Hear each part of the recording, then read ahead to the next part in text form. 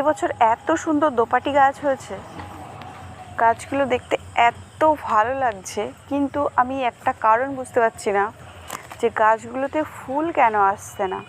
এত সুন্দর এক একটা গাছ, মানে এতটা এরিয়া নিয়েছে, ফুল তো দূরে থাক, একটা কুড়িরও দেখা নেই। এই গাছটা দেখো, একটা গাছে কতটা এরিয়া নিয়েছে দেখো গাছটাতে, কিন্তু একটা কুড়ি আসেনি। জানি না কেন, কি ওয়েদার, ব্যাপারটাই আমি বুঝতে পারছি না। এটা আমি দেখাই তাহলে বুঝতে পারবে। দেখো, একটাই কিন্তু গাছ, এত এরিয়া নিয়েছে গাছটা, যদি ফুল হয় একটা ঝুড়িতে ধরবে না।